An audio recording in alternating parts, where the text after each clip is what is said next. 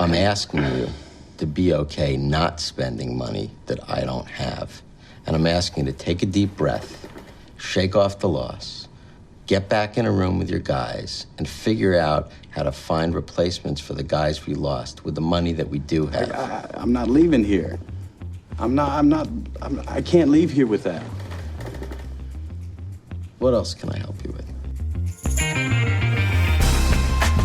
That is the owner of the Oakland A's telling his general manager, Billy Beane, played by Brad Pitt, that he is not going to be backing up the money truck to sign new players for the team.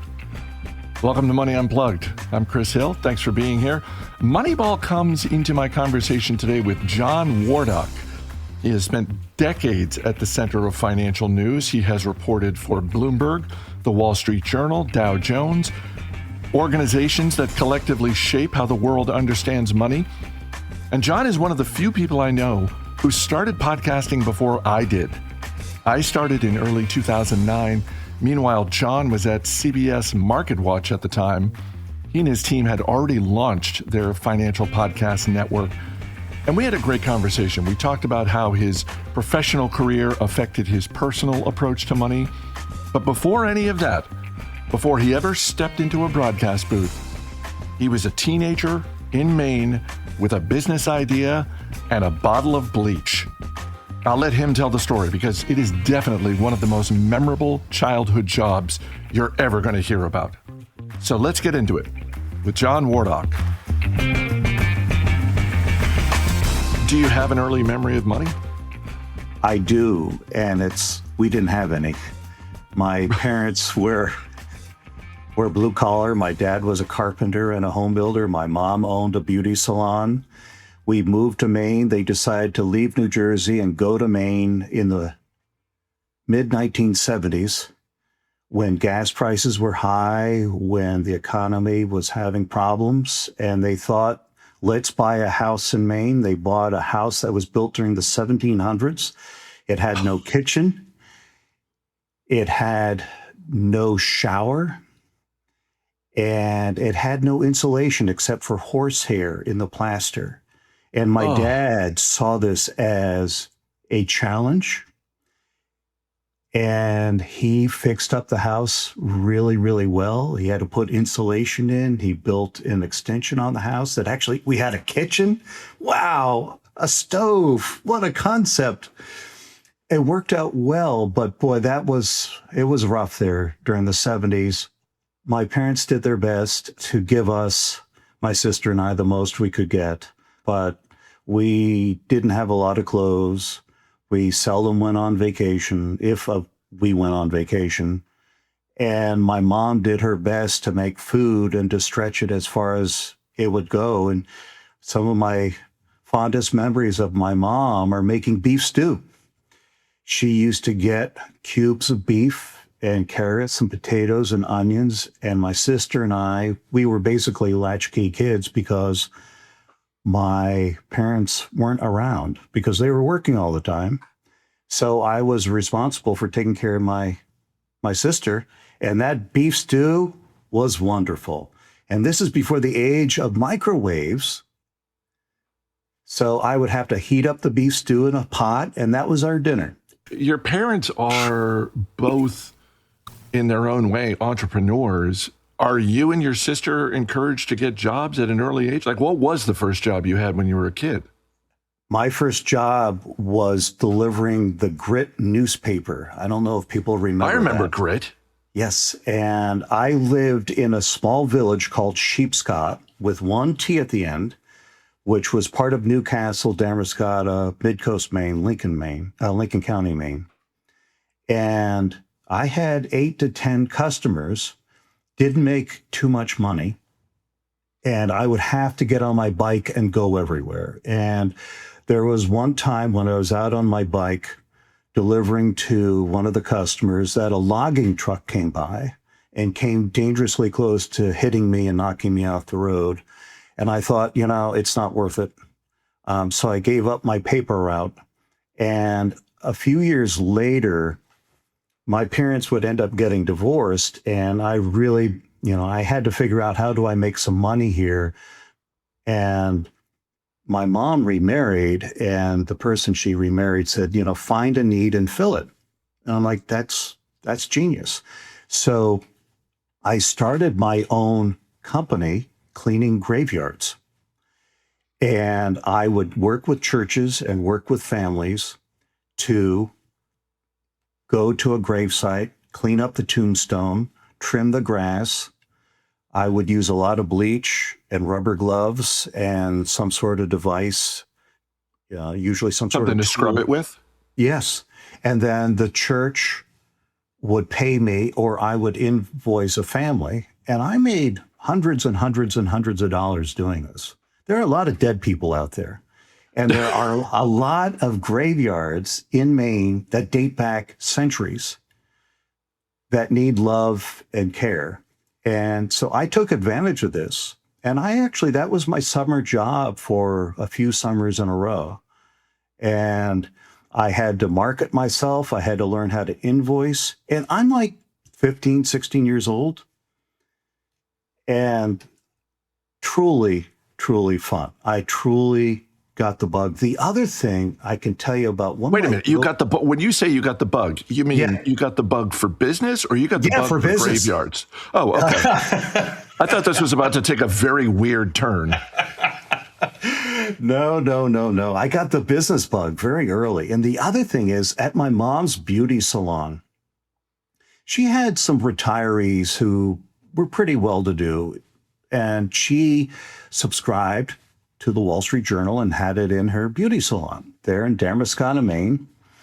And after school, I would stop by and I would read the Wall Street Journal. And this is the Wall Street Journal of the 70s and 80s. No color, no photos, just the stenciled figures, lots of charts. And I was fascinated learning about companies and the economy and the executives who ran the companies and the personalities in business. I remember reading about Lee Iacocca and Chrysler, and I was fascinated by that. And that is one of my earliest, fondest memories of business journalism. And lo and behold, years later, I would end up working for the Wall Street Journal, of all things. What a coincidence. It is an amazing coincidence. But before that, you go to college, you go to Vassar. Yeah. Why a degree in history and political science as opposed to business or something related to journalism? Yeah, I ended up at Vassar because my mom had a friend. She ended up moving to Portland after getting divorced from my dad. She had a friend who said, John should really apply to Vassar College because they have a lot of scholarship money. To this day, they still give out a lot of scholarship money. Vassar is an extremely fortunate school that it has deep pockets, but it also does a lot to help students and has been doing it for decades. And I was the beneficiary of that. And I loved history. I thought about being a history professor at one point. And then I realized, why would I want to do that? I would make no money. So I gave up on that.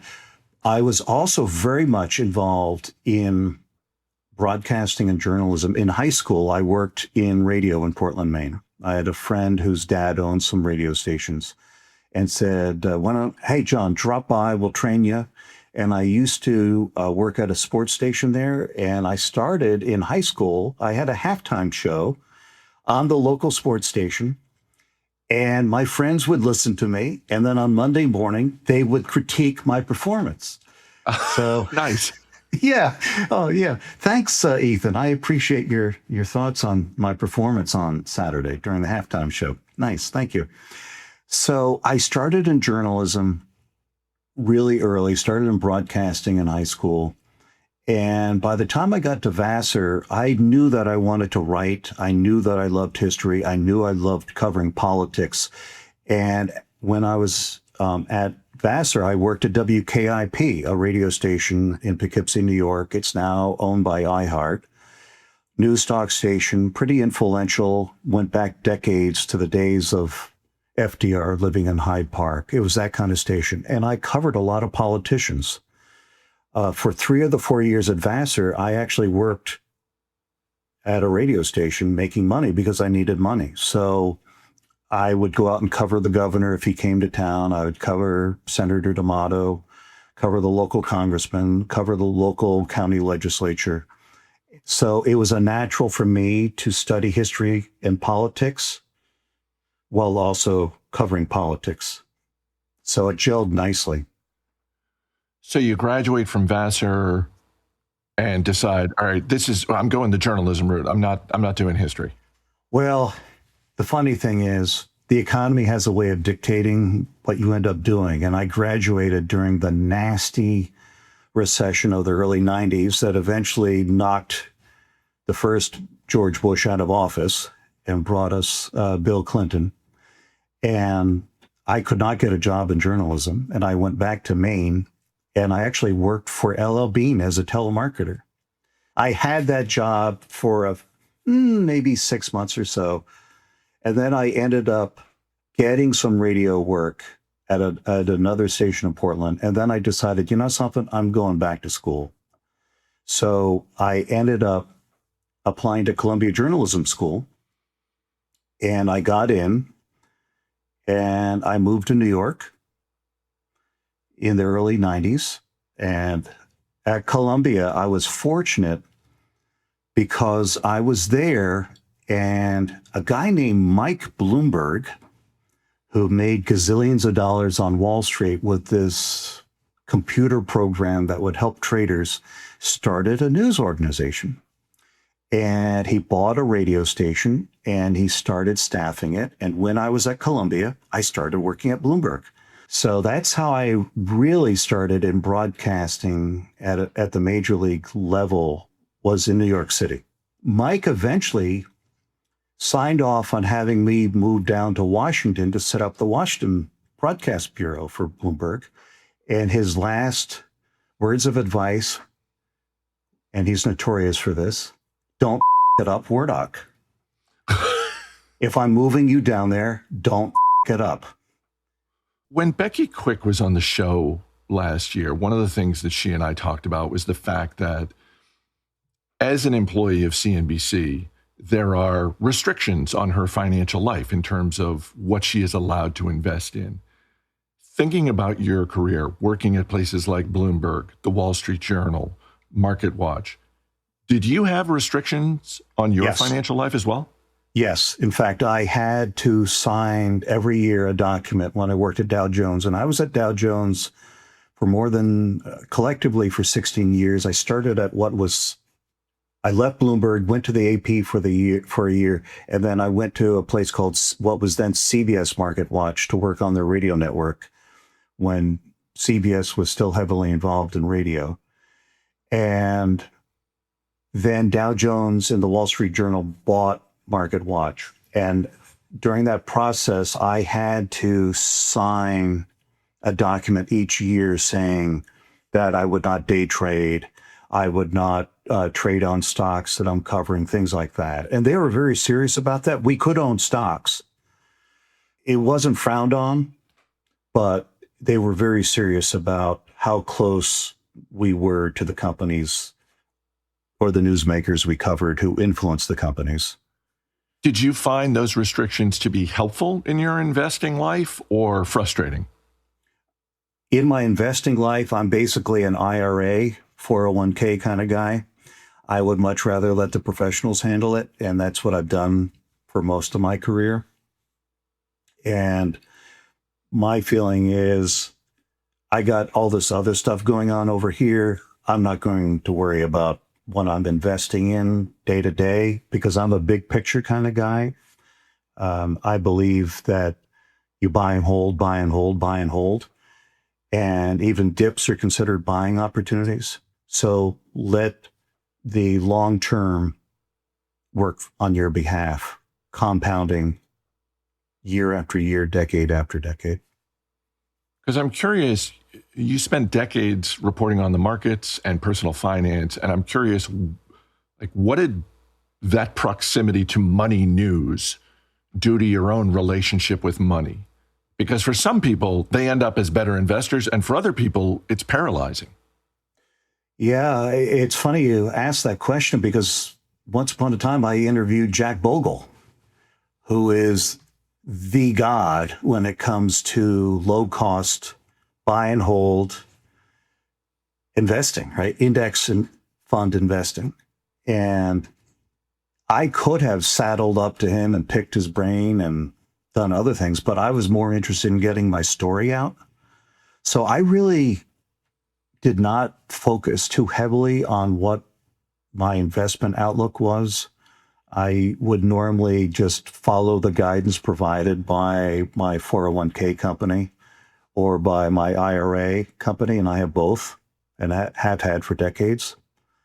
And I didn't focus too much on where to put my money, even though I knew people I could call, right? But that wasn't my focus. My job was hitting the deadline, not the jackpot. Summer is here, and if you want to spice up your menu in one simple move, get your hands on a jar of Marmar, the chili garlic condiment that goes on everything. It's spicy, sweet, and savory all at the same time, and like I said, it goes on everything.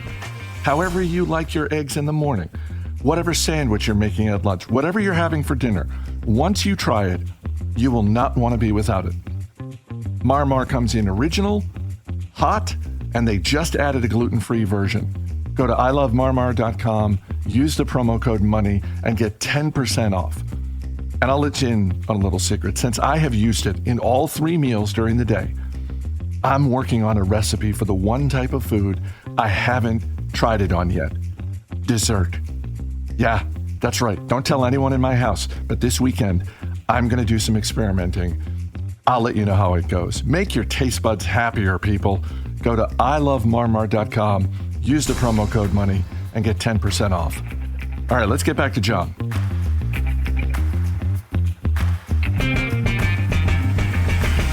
How much did you and your wife talk about money before you got married? Very much so. She is frugal, like I am. I think that's why we've been married more than 25 years. We have no credit card debt. We have sent 3 kids to college without accumulating any college loan debt. I'm a big believer in 529s. The day after you get that Social Security number for your child, open up a 529 and then keep contributing year after year after year after year. It's going to make a difference. She and I have always been on the same page. We don't buy fancy cars. We don't buy fancy clothes. She's also in journalism, so journalism does not pay well. Right. So you have to have 2 journalists. It's like, okay, yeah, okay, whatever. We'll clip coupons. We'll look for the deals.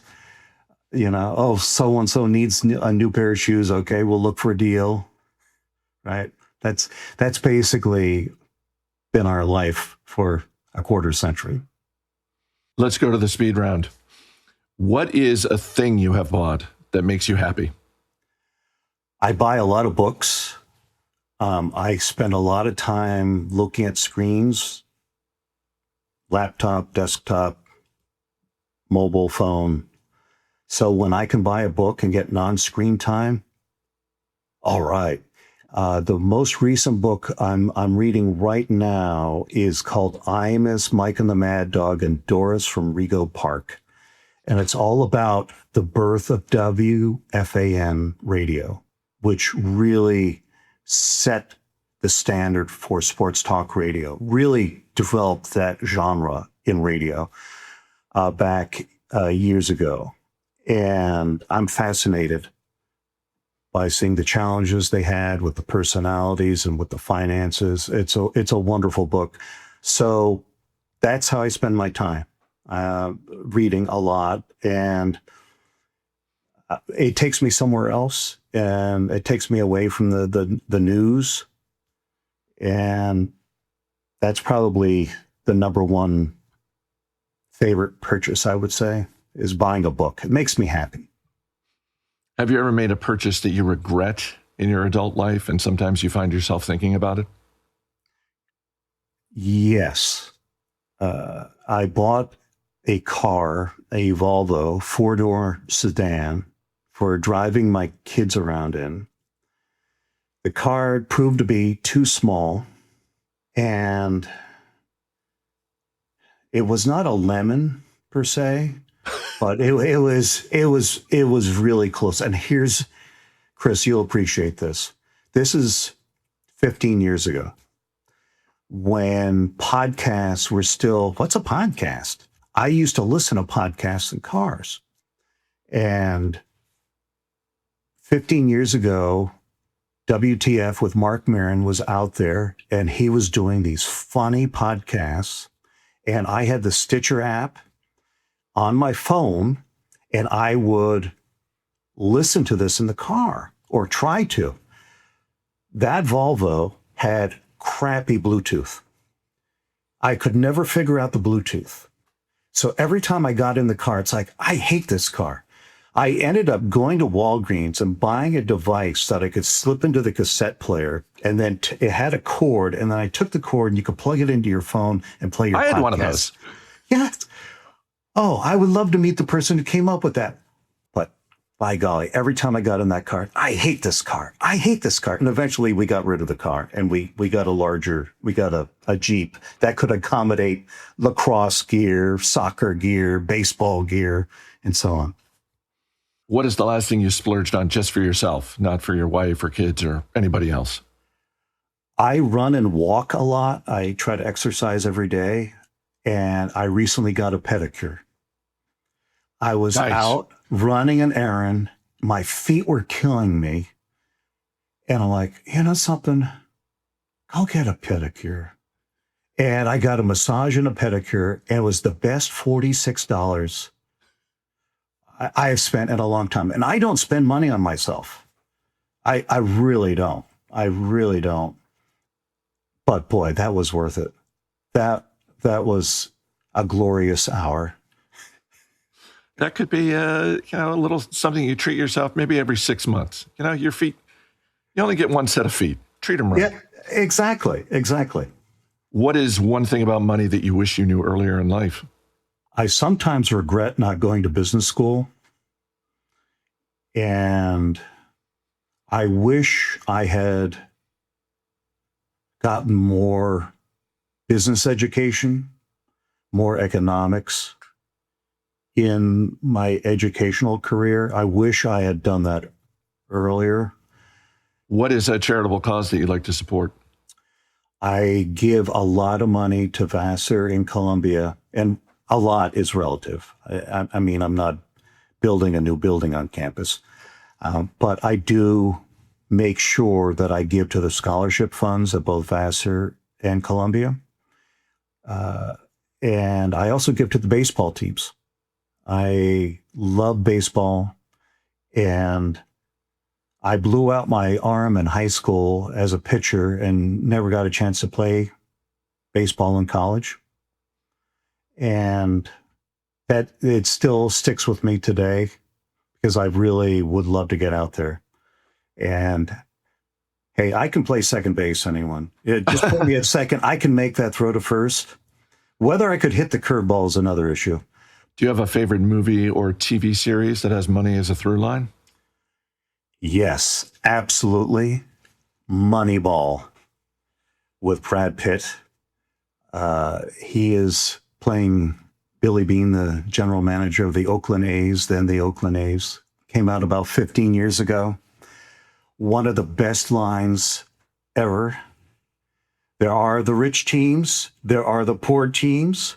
There's 50 feet of crap, and then there's us. And given my days as a manager and executive, I often felt like pulling that quote out when I was pissed off at my team. I never did, but it always stuck in the back of my head. And Moneyball is an absolutely wonderful movie. It captures so many things: baseball, life, society, father-child relationship, and of course how money has basically taken over a major league sport. The last thing is a penny for your thoughts, and this is just any sort of wisdom that you've picked up in your lifetime that you want to share with people who are listening? And it doesn't have to be about money. It can be about anything. I would say take time for yourself. And just recently, in the last few years, after my parents passed away, I realized just how short life is. Because one day I was talking to my dad about the New England Patriots and whether they're going to win the Super Bowl and whether Tom Brady was going to hang it up. I think Tom Brady went on to win 2 or 3 more Super Bowls after that conversation. But I remember talking to my dad about that, and then 2 weeks later, he had passed away. And I realized at that time, boy, you don't know when your number's coming.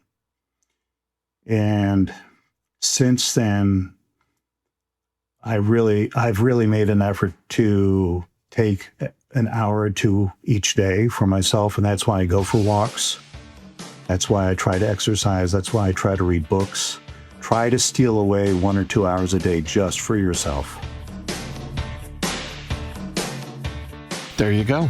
You can check out John's Substack. I put a link in the episode notes. And if something from today's conversation stuck with you, a question it raised, maybe a moment that you recognize from your own life, I'd love to hear it. You can drop me a note at info@moneyunpluggedpod.com. And if you're finding the show valuable, a rating or review on Apple Podcasts or Spotify helps other people find the show. That's how it grows. I'm Chris Hill. Thanks for listening. I'll see you next week.